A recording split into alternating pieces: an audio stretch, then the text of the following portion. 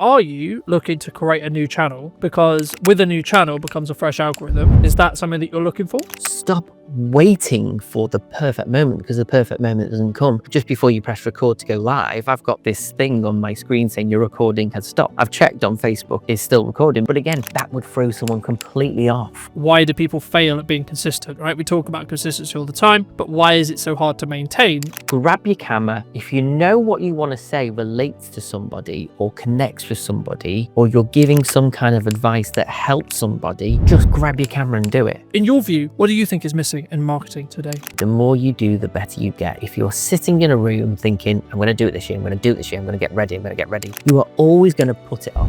You are always going to have an excuse. You are always going to think, I'll just wait for this, I'll just wait for that. Oh, I'll save some money and I'll buy some equipment. Hello, my friends. I hope you're well. I hope you're having a good day, evening, or night, wherever you are. And yeah, today we're back for a brand new What's Missing in Marketing today. And overall, we're going to be talking to Michael all about why you should look at, specifically looking at video, maybe, and also what you need to do when it comes to actually getting confident on video content as a whole. So, Michael, thank you so much for the time. Thank you so much for coming on the show. Before we jump into it, in your view, what do you think is missing in marketing today? Heart. I think heart is missing. I think a lot of businesses fall down this hole of they see, so for example, a plumber or a gas fitter or a gas engineer or an accountant or a financial advisor. They tend to talk about how amazing they are, which is great. And I'm pretty sure most of them are amazing in what they do. But people don't care about that. People don't care how amazing somebody is. People don't care that I've been in business 13 years. When they hire me, they just want to go, right, if I pay you all this money, are you going to get me results? And that's all they care about. And so I think a lot of businesses actually focus on the wrong things. And a lot of businesses focus on all these niche little trending videos where we had last year and the year before, we had all these, those videos where it would be a viral video of someone falling off a bike and then they will roll into shot. All this stuff I am just so against. Yes, it works to some degree depending on what it is you're talking about. But I feel like a lot of clients who want videos think too much about how they're going to create video rather than thinking about what they're going to talk about. It seems that content seems to be the last thing on their mind. They don't think about what comes out their mouth. They only care about how they want it to look, how they want it to come across. They want fancy cameras, fancy lighting. Everyone wants that Netflix feel, which is great. But if the content is not there, you have nothing, and you spent a lot of money, wasted a lot of money, wasted a lot of time for very poor results. Do you think I guess people run into this is a shiny new thing, we love it, we think it's a great idea, but they maybe don't sit down and do what could be described as pre-production or boring work, right? When it comes to, okay, we're going to do this video, we're going to do this set of videos, we're going to do this advertising campaign, whatever it may be, and what is it actually going to do to move the needle, right? I think for me, something that I'm focusing with my clients this year, but also focusing more on myself, is what specific impact can I make with the videos I make, right?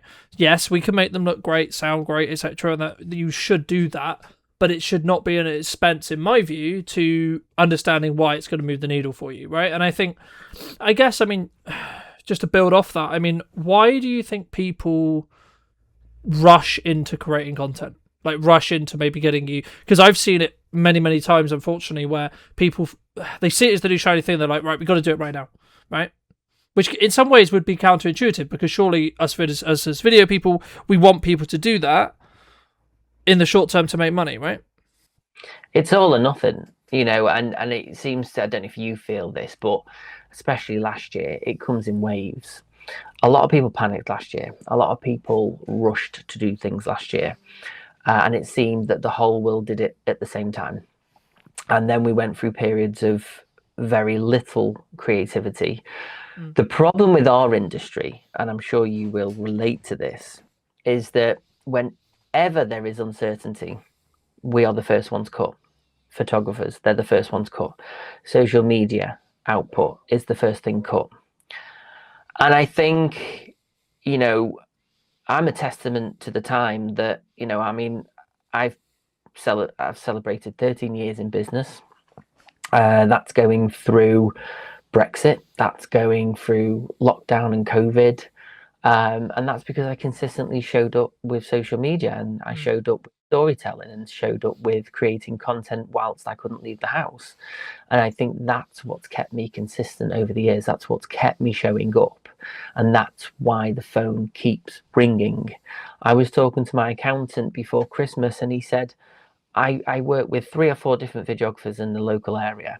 He said, and you are by far the one bringing in the most money. And I'm like, well, I still feel down. I still feel like I'm not doing enough. I still feel like I'm not as good. And he went, honestly, he said, I'm not lying. He said, I look at your figures and you consistently beat the others. And I'm like, well, that's a nice feeling. But the main thing is, what are the other videographers doing wrong or not doing to be able to be at the same level as me? Because there's enough work for everybody. And that's why obviously I work with a lot of videographers, and I'm good friends with videographers like yourself, because we know that our industry is completely different to other industries. So most financial advisors won't talk to each other. Most accountants won't talk to each other, but we will, because in order to create something good and tangible, you have to collaborate with other creatives. I've learned a lot from you. You've probably learned a lot from me. And that's across the board with anyone that's creative. We have to work as a team, and we have to look at others for inspiration. There's things that you do that I don't do, and I'm like, oh, I wish I could be as good as Carlton. He's really good at doing this, and I'm not. I think you can always look at other people in your industry for inspiration. There is a dog barking. I just want to address there is a dog barking because life is not perfect. I think. I mean, don't mean to cut you off, but like that's a key example, right? Like, I think some people, they would look at this stream and they would go, "Oh well, it's not perfect." I mean, like literally 20 minutes before this stream, I was like, "Fuck it, let's just do it on Riverside because I've wanted to move and I need a reason to do it. So fuck it, let's just do it." And I think that's a key example sometimes in life. I mean, you talked about uncertainty. I don't know. It's not. It's going to sound really weird, but it's nice to hear that because I think sometimes people go, "It's just me in a void, thinking that things are tough," right? And I'm saying that from a place of incredibly grateful, where we have done very, very well last year. You know, we doubled our revenue, etc. But I'm also aware that there's also people who aren't in that position. Right now, I would argue one of the reasons why I'm in that position, or have been fortunate enough to be in that position, is because I'm consistent, because I'm showing up, because I keep trying to push the boundaries, because I keep trying to like make better content. But I guess, I mean, was that always something that you looked to do? Is that always something you look to do? I mean, we've had many conversations through the years about like, well, this is what I'm looking to do to adapt, this is etc. I mean, and this is how I'm looking to, quote, stay ahead. I mean, I guess for people who are maybe consuming this or listening to this, I mean, what would you say is that thing? Is there a golden bullet? Because I'm sure you get it a lot, but I get it a lot, which is like, Colton, what's the golden piece of content that's going to make me loads of money this year?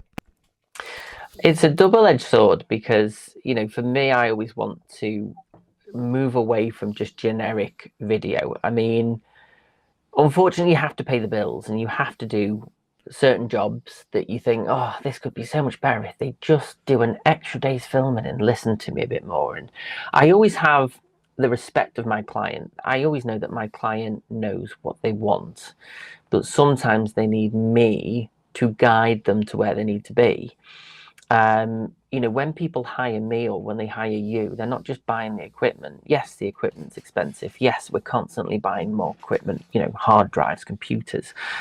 It is a constantly evolving industry, and we're always, you know, you buy one camera one year and it's outdated the next. But it's not always about the equipment. It's about, you know, you as a creative, how can you look at somebody's business and go, right, I think we should do this. I think, because a lot of the times clients look at what their competitors do, they look at what is trending and they go, we want this. And like, well, have you asked yourself the question, what do you want a video to do?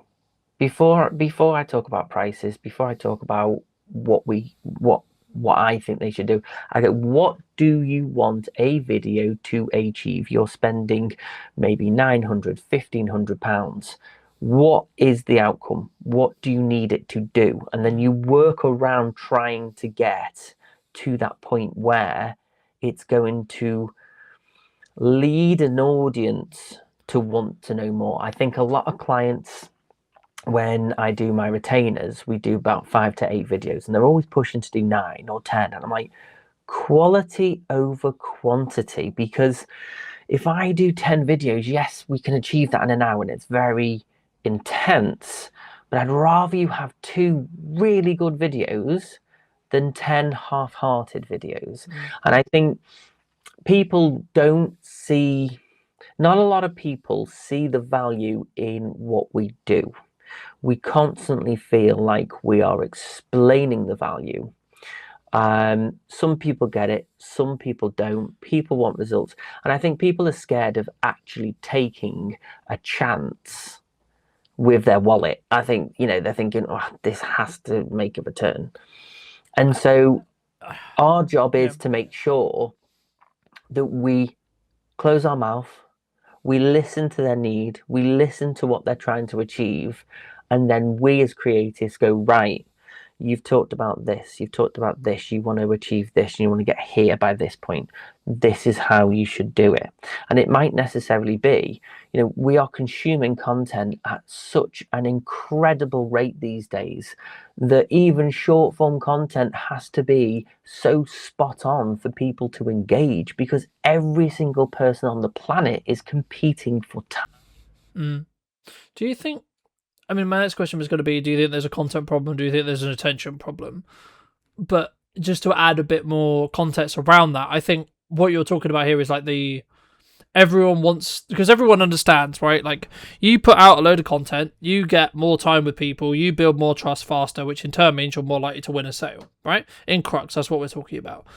But the crux, I guess, is something that I've been thinking about a lot over the last couple of years, especially over the Christmas break, and then leading into what we're doing as a business and as a content strategy as a whole moving forward, and what I'm doing to talk to my editors about it, etc. Like, what we're looking to do is that 1% improvement that we did all of last year, but also how can I create buckets of energy, buckets of time, where I'm not only creating like long form targeted content on its own on a consistent basis, but then also other content standalone for just like scrolling feeds, right? So I think for a long time we were very clip farmy, right? If that makes sense. Like, one of the reasons why you want a podcast, and you shouldn't, and I'm not saying for a second, by the way, because ironically you'll see clips from this show that are clip farmy, right? It's not, in my view at least, and something that really worked for me last year was not or, it's an and question. Right? So for me, I'm thinking, how can I create standalone short form content that I plan in the same way I plan my long form? But is that worth it in regards to time? But also, I think there's a yardstick when it comes to the amount of energy we output and the amount of energy we put into each of those pieces. And that's what you were talking a little bit about. It's better to have 2 well executed short form pieces from, say, that hour worth of filming, rather than just how can we squeeze this volume wise. The only bit I would push back is if they're in a discovery phase and they don't know what they want or they don't know what works. But I guess, I mean, just to, I would love to hear what you think on that as well. But also, like, specifically, just to reiterate the question I wanted to ask you, which is, do you think at the moment businesses have a content problem, e.g. they don't know what to create, or do we have an attention problem, e.g. our attention is being drifted away from actually creating, so we find ourselves scrolling TikTok, scrolling LinkedIn, consuming, and then by proxy saying, oh, I'm not doing what Mike's doing, I'm not doing what Colton's doing, etc. And that then maybe makes me feel shit.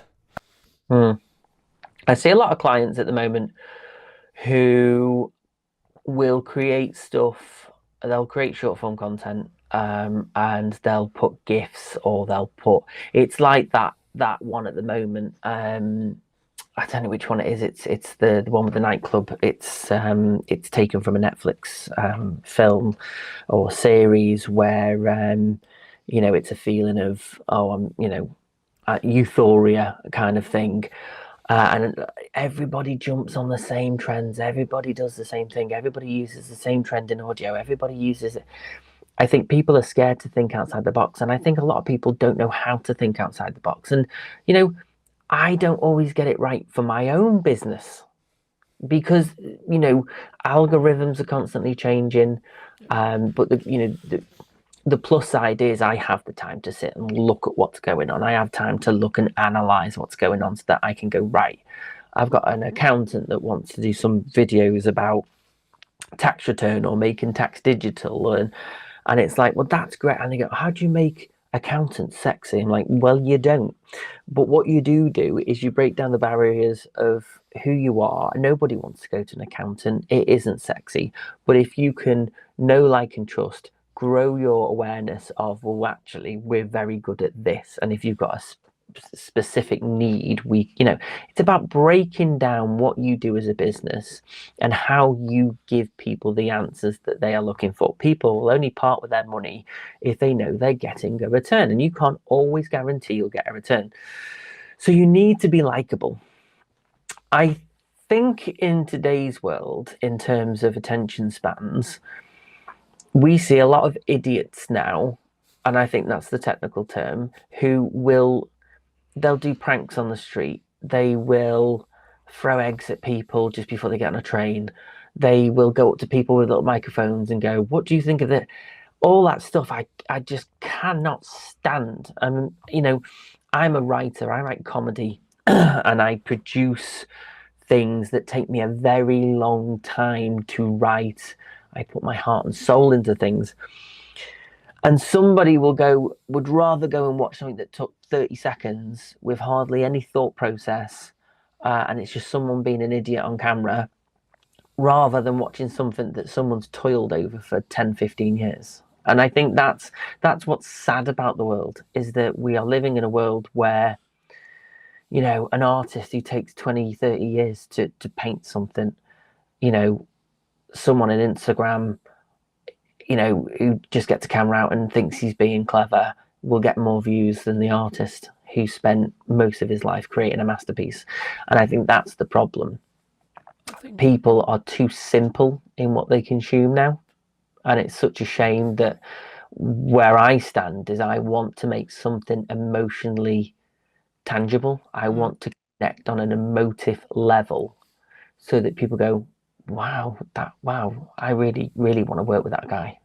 Yeah. Or girl, or and so it's trying to get people. And again, I think vulnerability, if you are vulnerable on camera, you will get more likes. So when I do outtakes or when I post videos that I might be doing some of my short form videos in bulk and the dog's barking, I'll post a clip of the dog barking and me getting frustrated. That will get more views than the content I'm trying to create. Do you think that, I guess the thing I was going to ask you is this principle around, would you rather have a video get 1 million views but maybe didn't hit the right audience, e.g. didn't do a lot for your business, or would you rather have consistently, let's just call it 1,000 views for sake of conversation, and it was hitting those right 1,000 people, right? And I think, from my perspective, I was going to ask you, do you think it's a lost art when it comes to what you're talking about with like the emotional storytelling or emotional core, and or is this something which we can, I guess I wouldn't say use AI for, because I think it's counterintuitive, but is that one of the reasons why we're potentially losing, maybe if we are losing it as an art? Well, I think in a world of AI at the moment, the problem you have is nothing seems real. And to me and you, we have a trained eye. We can watch Lord of the Rings and appreciate the lighting and why that lighting is graded in a certain way for a certain feel, or the composition is composed for whatever reason, whether it's to make someone look proud, to make someone look small. We look at film in a completely different way to most people, so we have a trained eye.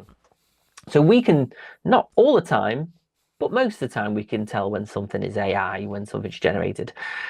I love AI. I think there is some amazing things we can do now, but I think the problem is it's not policed, and anybody can just create any rubbish. And the amount of, you sit on your phone, you scroll in the evening, you'll get one or two fantastic videos, but most of it is just. I feel sorry for all the servers and the cloud systems that literally just have so much rubbish uploaded to it on it. Every minute of the day there's some video content being uploaded, and it's where's the quality control? But then obviously AI is there for anyone to express how they feel and what they want to create. But I feel like when they start taking faces of actors and start manipulating things that didn't even happen, and taking historical content and completely changing the narrative, I think we're in a very scary place where we can't trust what we see anymore. Do you think That's that the scary makes part. trust more of a currency to care about then? Like, it was always a currency to care about, but what jumps to mind when you say that is actually by us creating evergreen content that is maybe accelerated through AI, right? Or utilized in a workflow that has AI built in, but the core is still a real person having a real conversation, for example, in this case, right? Or us going through the painstaking task of crafting a educational video, a comedy script, a comedy skit, etc., etc., etc. Do you think that those will actually rise above the top because of the amount of AI slop or the AI challenge as a whole? And then if so, does that have a knock-on effect to potentially why we would be trusted rather than someone who's like fully AI leaning in that respect? I just think people don't want to work for the content anymore. I think, long form content, I explain to my clients like this. Long form content should sit on your website. Long form content should be your online course, behind a paid wall or whatever. Your long form content should be people already in your ecosystem. Trying to get someone who doesn't know who you are or knows of you to watch long form content, they just ain't going to do it unless you are some influencer with millions and millions of views. And even then, because content creators and influencers are constantly chasing the next video, that in itself becomes a full-time job. A lot of clients say to me, "Oh, I want to focus on YouTube this year." I'm like, well, expect at least a year or two before you even start to get your SEO on track. Yeah. Because I had a viral video, because my business started off as a comedy production company back in 2012, and I focused on writing online comedy. This was where the world was completely different in 2012, and I wanted to write comedy. And over the last 13 years, it's become a production company that produces videos for businesses. So obviously, the main reason of creating a business has completely changed today from what it was. But I had a video that got 17 million views and still gets a good 100 per month. But that has actually had a negative effect on my account, because the algorithm's completely different and because the content's completely different. Trying to get an account that's got 10,000 subscribers with over 70 million views on, it's now hard because it's a dead account in a sense. Well, I think from the research I've done on the YouTube algorithm, it thinks your viewer bucket is X when actually your viewer bucket is now Y. Now, I guess my question to you would be, and I think the reason why I asked this is because I think it would be valuable for those listening, why haven't you / are you looking to create a new channel? Because with a new channel becomes a fresh algorithm, which in turn means if you're creating solely business content or solely like this is why you should use video, etc., etc., and you're targeting A, filmmakers, B, marketers, C-suite, etc., you're targeting that group of people. Surely that would be the solution, or would you, or are you saying, or maybe it's I don't know, that's why I'm asking it, right? But is it a world of like you have a level of nostalgia related to that channel and the size of it to say, well, actually I can re-pivot the channel in the respect to the actual YouTube algorithm, or potentially are you thinking about, and my recommendation to you would be actually say that channel's great, and if I ever have any content that's in that bucket that algorithm, the YouTube algorithm already has understood, then I put it there, but actually I'm going to relaunch a different Instagram, a different YouTube channel, etc., for the specific business content. I mean, is that something that you're looking for? I think for me to seriously take YouTube seriously, I think it's a full-time job in itself. I'm out every week filming. How long has it taken me to get on a podcast with you? I'm time poor because I've become a very busy fool. This year is about not saying yes to everyone and sitting down and having coffee for an hour. This year is about being a bit more focused and taking a bit more of my time back. Focusing on what networking groups are working for me and which ones are not. Looking at cutting down my overheads a little bit this year, kind of resetting myself. I don't personally think building a YouTube for me as a videographer is going to lead to me getting local work. Yes, I travel the UK. Yes, I have clients in Turkey. But for me, what do I want YouTube to do for me apart from having an online presence that maybe potentially people might want to jump on my online courses? So yeah, maybe another account for that. I think it's just a case of I do still get views. It is actually on the way up slowly because I post every week now and have been for a couple of months. I am starting to see a difference, but my end goal is not to be completely focused on YouTube doing better for me. It's about consistently showing up. My videos go out at 10 o'clock every Wednesday at a set time so people know exactly where I'm going to be. Because people get into rhythms and routines, and if they know something's going to be up every week, then they kind of go, right, okay, he'll post again next week. I'll have a look for his videos. I think YouTube, because the problem is clients say to me, oh, we want to grow our YouTube account. I'm like, okay, so what do you want to achieve from that? Again, that's the first question I ask. What do you want to achieve from growing a YouTube account? Oh, we just want more awareness. I'm like, yeah, but YouTube is the world. So are if you want to focus on a location, if you're an accountant in Chester or an accountant in North Wales or Liverpool, why do you want the whole world to see what you do? Why are you posting to the whole world? Why not do meta ads? Why not do targeted video content for Instagram and Facebook? Use meta, which then can kind of go, right, well, we want a 10-mile radius of our office. I think a lot of people don't know what's out there. I think a lot of people just think, oh, we'll make videos and we'll get loads of work. It doesn't work like that. It's like with passive income. Like people say, well, if I just create short form videos every single day, then I'll get loads of business from it. I'm like, but are your clients all over the world? Can you work all over the world? Does it mean that you have to travel a lot more? Does that mean, you have an online platform that, you sell courses? If I was to focus on YouTube, it would be for my online coaching only. It wouldn't be, I'm a filmmaker, I'll come and work for you. Because I'd rather work at home, near to home, be home for tea, than, if I've got work down in Salisbury, I'll pick up the phone and say, you might as well do it. What's the point? What is the point in me driving all the way down there when you're capable of doing it? Yeah. And I think to an extent, just to build off that, I mean, I think the key there is like understanding, firstly, why did you go in business? Secondly, like what life do you quote unquote want from the business that you are actually building? Because, like, let's say for example you're in a stage of your life or a season of your life where family is really important, whether that means a partner, whether that means a full-on family, whatever that means for you. And then of course, you should consider that maybe actually your career, you need to bring in enough to pay bills, etc., but you should then be targeting clients that mean you have a more, we have this kind of standard joke in our relationship, I think, for a long time, which has been, you love holidays, right? And I'm not against holidays, and I do take time off, but I do it in my way. And I think that's a very key example of like creating a life which then has the output that you want, right?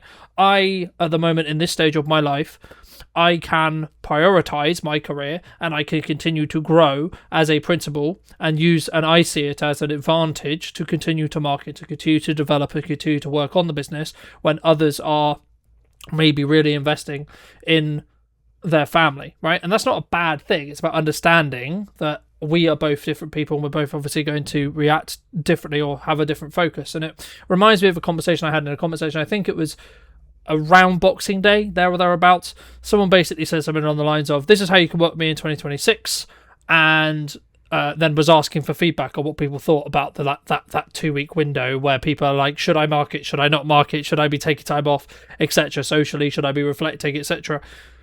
And I basically just said, well, if you're willing to put the work in and that aligns with what you're looking to do across that 2 week window, you'll probably be rewarded now, as in January 5th and January onwards, than people who otherwise wouldn't. But also those people would be gaining other benefits because they'll be spending time with their family. And I basically just got, I forget who exactly the comment was from, but it was something that I was saying, there's other things to life than work. And I said, well, it's your choice, right? And everything, I guess the older I get, the more I understand that life is about choices.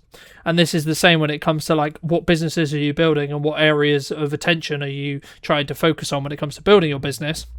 And I would argue that's actually why you potentially should bring in a professional, whatever that means for you, professional marketer, professional video production company, professional advertising company. Because if you are a person who values the time with family, yeah, you could get a camera, you could learn how to use it, you could learn how lighting works, you could learn how audio works, so on, so on, so on, to be able to produce your content. But I would actually argue, if you're not just picking up your phone and talking to it and you don't have that confidence yet, that's where you should start. You shouldn't necessarily bring this overwhelming conversation or this overwhelming like development when it comes to the fear around like talking to camera, looking into a teleprompter, having all these lights, having these microphones, having all this edit, etc. Because the in the years of my own experience, creating my own content, but also working with clients, the energy level that you actually output, how you present, how you come across is going to be the deciding factor in the long term. To phrase it into a question though, how do you work with clients, or what would you say to someone maybe listening to this who's like, yeah, new me, new year, gonna do video, gonna absolutely kill it, it's gonna be incredible, but I'm terrified of looking at my phone? The key thing is this, there are two types of people. There are people who want to create videos for the business and they want to save a bit of money, and that's great, and that's why I'm a video coach, because I thought, well, you know, if you don't want to hire me, I'll teach you and I'll give you pointers, and I've got online courses to help you, because a lot of people want to do it themselves, people, you know, but then I always say to people, so when someone comes and they say, I want some videos doing, but I don't know if I want to do them myself, I don't know if I want you to do it for me, I go, well, what is your job? And they say, for example, I'm a financial advisor. I'm like, right, so have you got time in your diary every week to sit down and record videos, edit them, post them, and schedule them?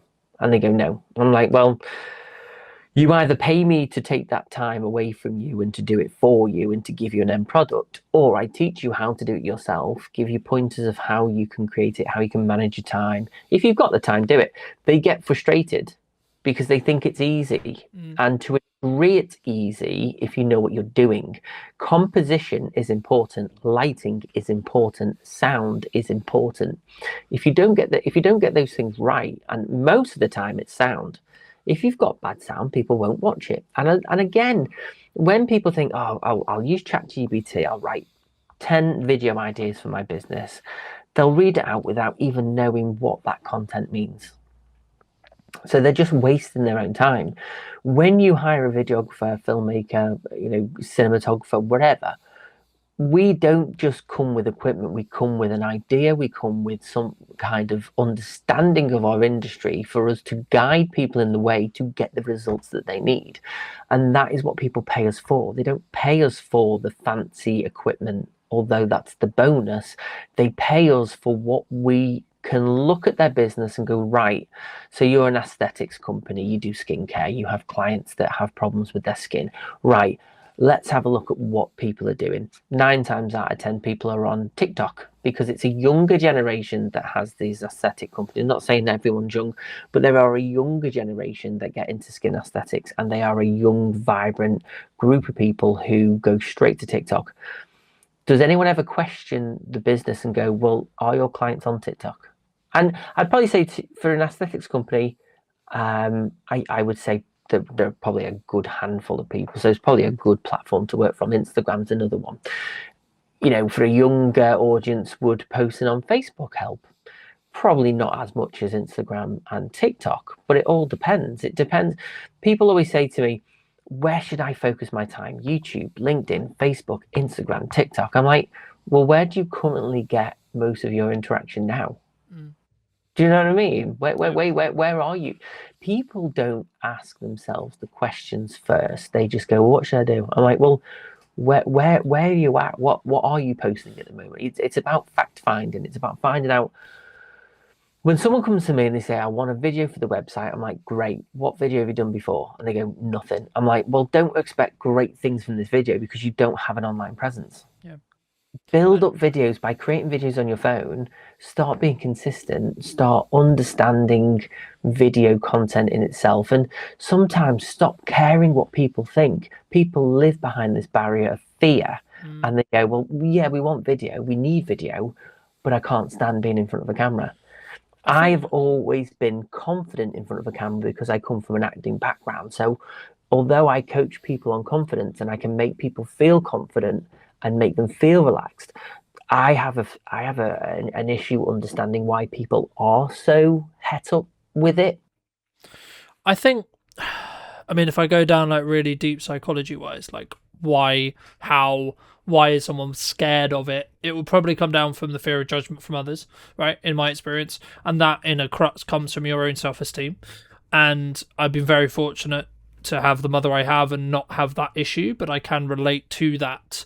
And I think that without going too woo-woo with it, you need to do the inner work, right? If that's something that you're consistently running into when it comes to like the bottleneck for the business, but once you've done that, and or if that's the targeted problem that you see, you just need to put your big girl pants or big boy pants on and just do it, right? In the nicest way possible, because you're never going to be able to reap the rewards until you've been consistent with it. And the reason why I always tell people you probably shouldn't hire someone until you're competent and you understand what you want the video to do, because you don't know what your target client, your target customer profile necessarily needs or wants to consume, right? So I'll give you an example. Something that I did last year was I constantly reevaluated, not all the time, but every quarter or every 2 quarters, I looked at, okay, who is my customer target profile? Who is that person? Where do they hang out? What do they care about? What do they not care about? What kind of content do they want to consume? Right? Are they the kind of person who would listen to a business podcast?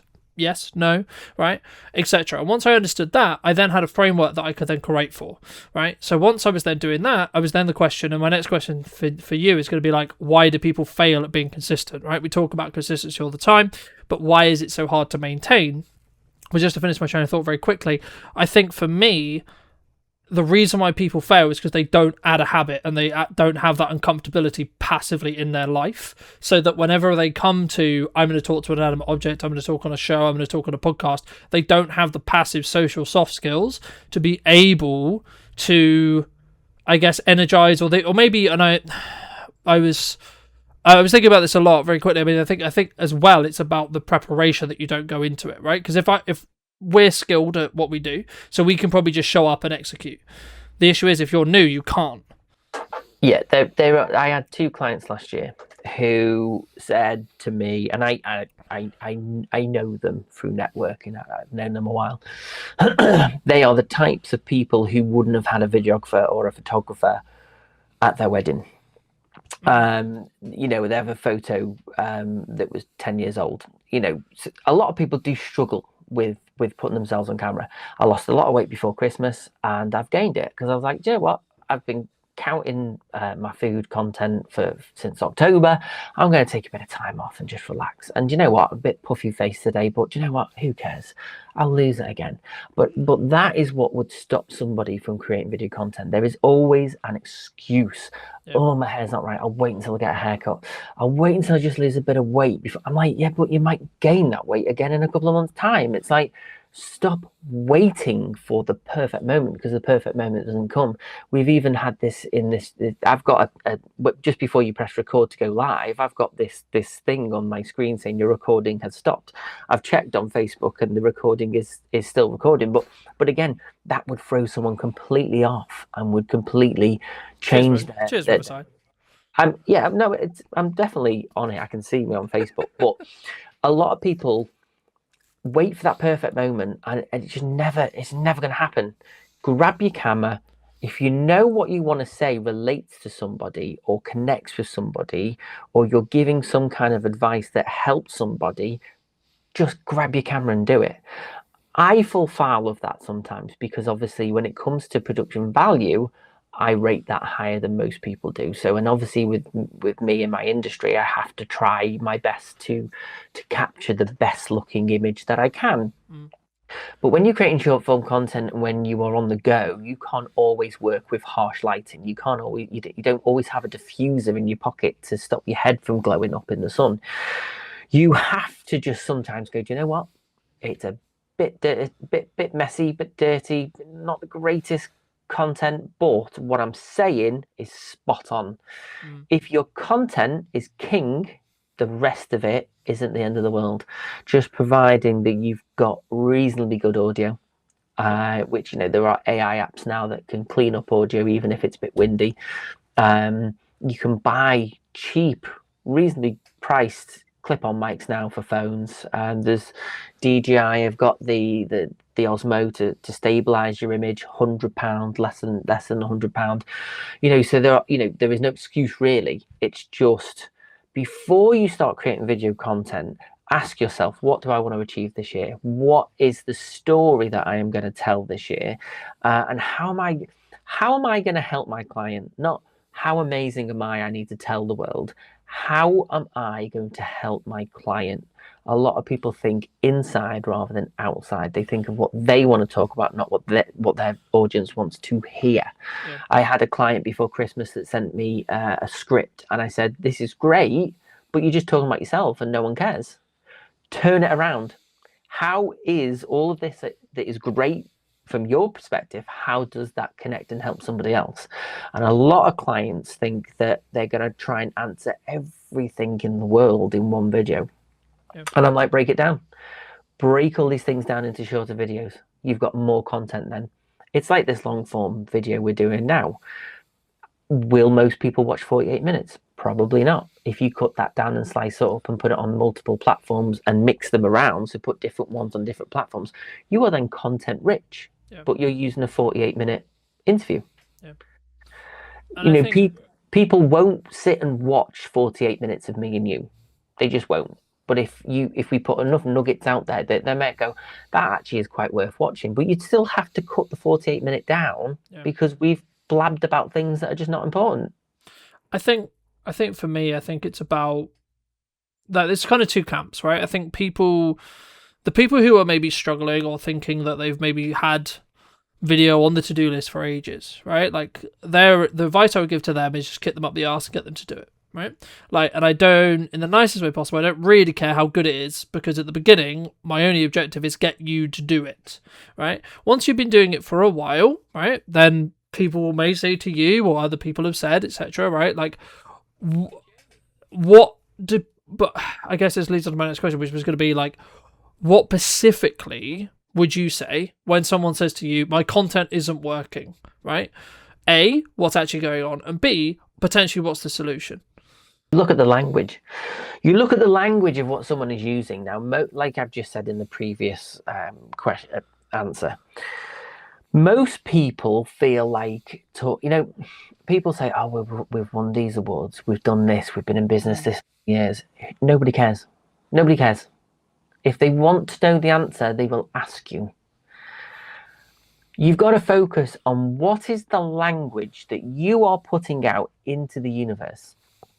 It's simple as like an email, isn't it? It's like you don't put an email saying, I hope you're well. You say, I trust you're well. It's used in things. Language is a very important thing. And when you actually do a bit more research into how we use language, and then that rolls into body language and vice versa. Once your videos will always be rubbish when you first start out. It's a fact. There's nothing I can do about that. I can coach you for months and months and months, but the only way you will learn is by doing. Yep. It's by get over yourself. My face ain't the most perfect face in the world. I'm a little bit chubbier because of Christmas. Am I saying to you, oh, can we just wait a couple of weeks till I've lost a bit of weight? No. Who cares? The only person that cares about my weight is me. But I think You I know? think also like we're naturally some days we're naturally self confident, right? Or like we're really But hyped you've up, got or to like move etc. past Right? that, though. You've got to move past that. You can't live in a world where you want to have this perfect image of you because Mm. it's fake. It is a fake representation of life. It is a fake representation of you. I use social media in a way that, it, in the past when I've broken up with girlfriends, I have posted I've broken up with someone. Now some people go, "Oh, mate, don't be posting that." I'm like, you can't just show the positive parts of life. You have to, Mm. because then when people come back to me and go, "Oh, where's your girlfriend? Not seen you post about it." "Oh, we broke up." "Oh," you know what I mean? And I think then people go, "Oh, he's only posting the good things." And most people do. Most people do just post the good things. If you look at some of the content I've posted today for my weekly content, I've put pictures of me overweight because it's relevant to what I'm talking about or whatever. But you've got to move past this perfection, this idea that life is perfect.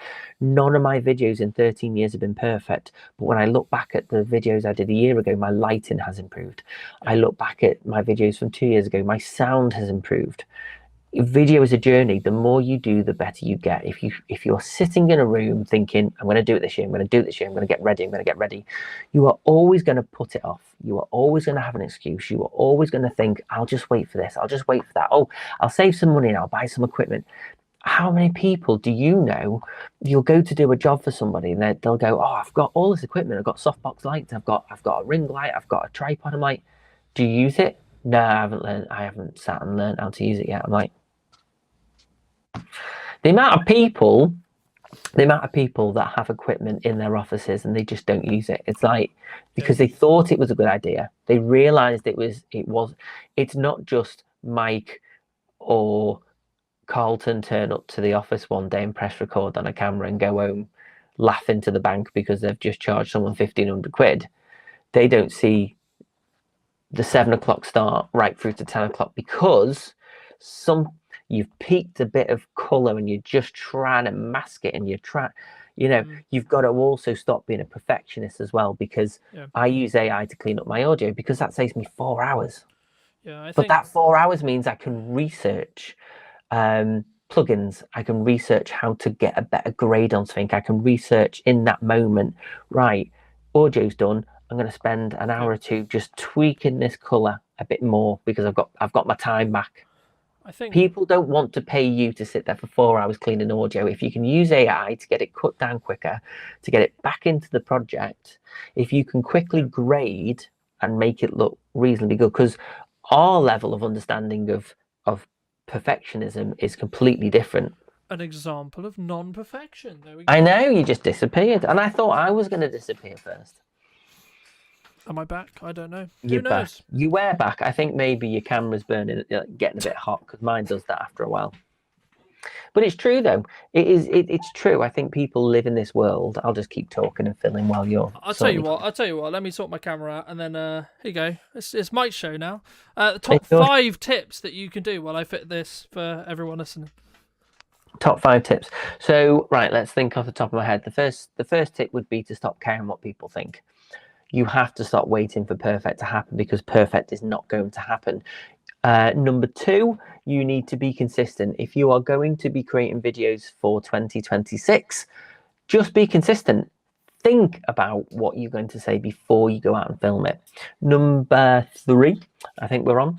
I would say, look at your language. Think about the language that you are using. Think about how you are writing your content and how you are projecting that out, because there is a lot of value in using the right kind of terminology when creating content. So don't talk about yourself. Talk about how you help people, how what you do makes a difference in somebody's life, how somebody spending money with you in your business will lead to a result, because people don't care about how long you've been doing it. They don't care how good you are. They just want to know, will this person do this job, and will this person who I've paid get the results that I want? 4, be authentic. Just be your natural self. Stop trying to be somebody that you're not. Stop trying to be polished. We are living in a world of AI where everything is fake, everything is not real. So to get that human connection, the ums, the ahs, the slight pauses, I leave some of them into my videos because that emotionally connects people to a human. Those little tiny those small imperfections that we have as humans is what AI probably can replicate to a degree, and probably will in the next 2-3 years. But we are constantly trying to strip away our humanity, our idiosyncrasies, if that's the word. I don't know. I think again, like, I had a fifth one, but I can't think of it. I'll come back to the fifth one. I'll add it onto the end of the AI one, because I think it's true, and I think that so many people, they look for, maybe we're looking at AI and we're looking at, okay, well, this can replace X time, right? But then we don't think about how we utilize the other time, right? So let's say, for example, I'm using Autopod to edit this podcast, and it means that I can save the 2 hours it would have probably taken me to manually cut it. Okay, cool. But the thing that some people think about is, how can I save the 2 hours? Instead of how can I still use the same amount of time in the podcast, but how can I add that extra time in, not on grunt work, so to speak, e.g. cutting backwards and forwards between myself and Michael, but how can I tweak the grade? How can I tweak the audio? How can I make it flow better? Do I rewatch it? Do I add maybe some motion graphics? Do I add maybe some B-roll, etc.?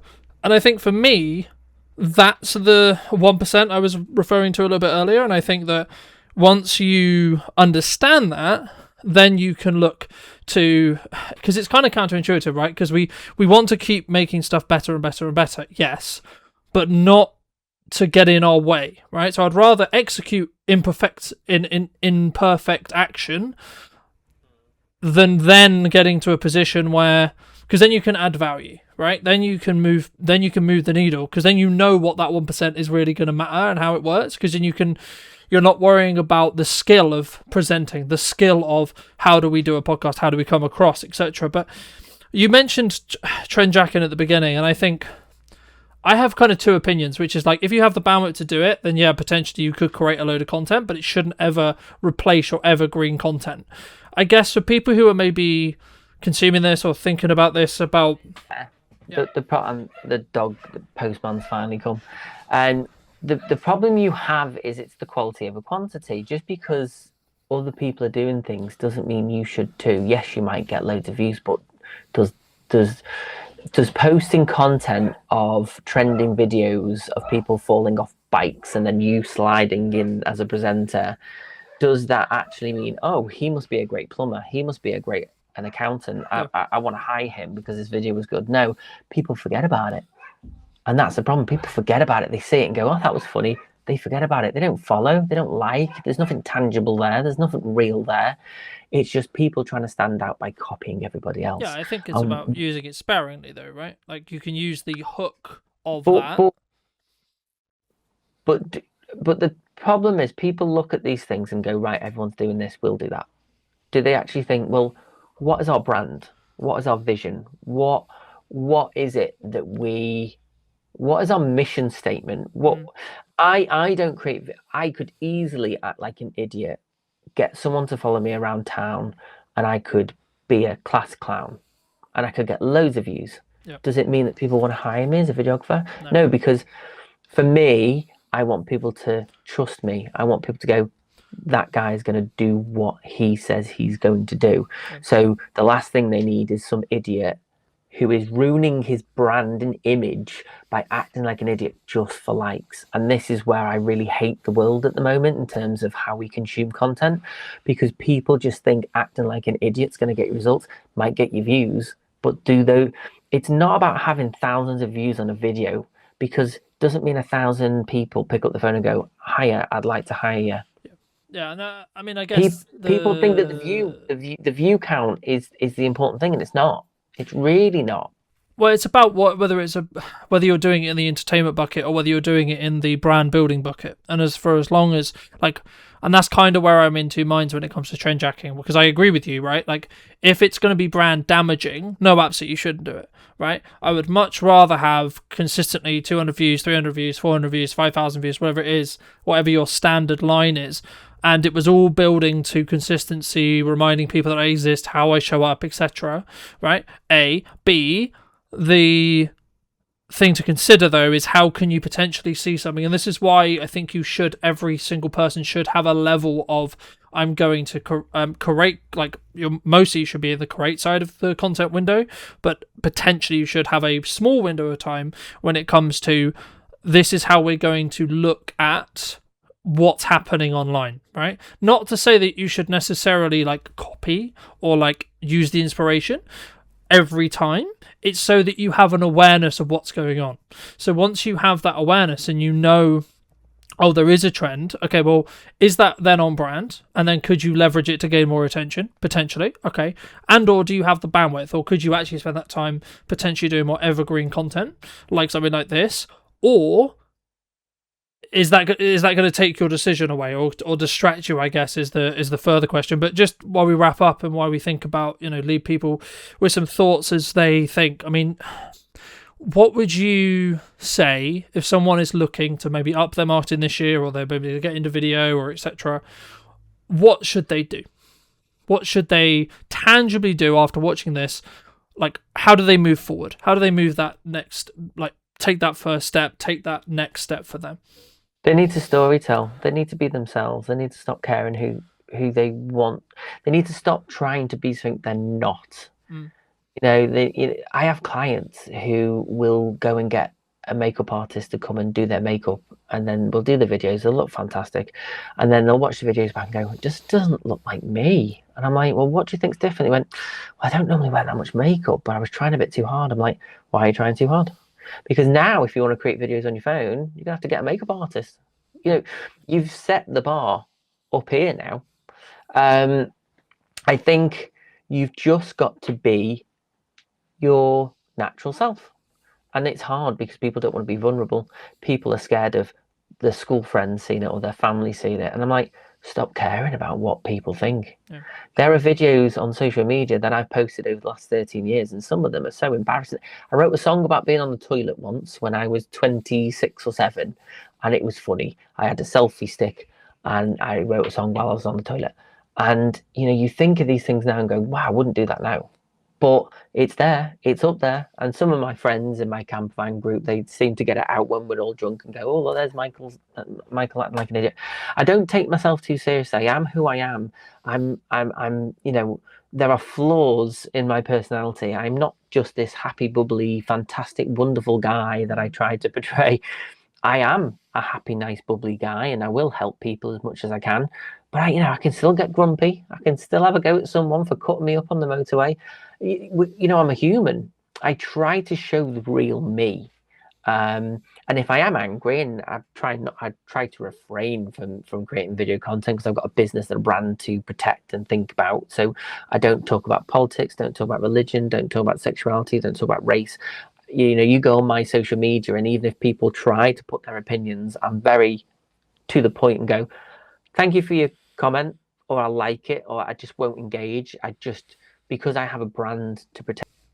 I think it's also just, like, in the nicest way possible, it's not relevant, right? Like, a lot of the stuff we discuss should be in, like, and I see this a lot when it comes to, like, creators, if they're just, the thing they monetize is getting lots of views on their socials, right? Or the thing they monetize is getting all their views on their podcast or their YouTube channel, and that's the way they make money. Okay, well then controversy will sell. Okay, cool, right? Because it drives views, which in turn then means your monetizable views will be higher. Marmite, you have to be Marmite. You have to be disliked and liked at the same time. You have to create, and that's probably why I've never really gone down that road of getting viral views, because I'm very conscious of trying to keep everyone happy, trying not to rock the boat. I am very kind of boring in the sense of when it comes to content creation, a lot of my stuff doesn't peak because I'm not saying, well, I think this, and I don't go on social media and go, well, I think you're all stupid and I think you're all doing this wrong. I don't do that, but that is what people want. those Marmite characters you like but you hate. And I just can't bring myself to want to be disliked. So I know that I am bound to keep my stuff just happy bubble, knowing that my stuff is probably very vanilla, probably not really going to peak because I don't really cross any boundaries. But I think that's you being authentic, using a buzz term, right? But that's you being authentic to yourself, and just connect to that. For those who've really enjoyed this conversation and they want to connect with you, they want to see what you're doing, they want to see your content, etc., where's best for people to reach out? You can add me on Facebook, Michael David Roberts. You can go to Take the Cake Productions. You can go to the website. You can go to the YouTube. It's all under Take the Cake Productions. If you go to the website, takethecakeproductions.co.uk, it will lead you to everything: Instagram, Facebook. It will our productions, the sitcoms that I've written. Everything's all linked together. Everything weaves. Fabulous. Well, thank you so much for the time, Michael. Thank you so much for listening, those who listened through the fun that was this conversation. And if you were going to talk to yourself 10 years ago, Michael, when you were going to give that person advice, what would you give them as advice? I'd probably say, get off the toilet and put the camera down. Sort yourself out. That's probably what I'd say. Fair enough. And if you did enjoy this video, you would like to see more like it, make sure to be subscribed. I'd love to hear you think in the comment section down below. And I'll be back next week with a brand new What's Missing in Marketing Today. Thank you ever so much, and I'll see you soon.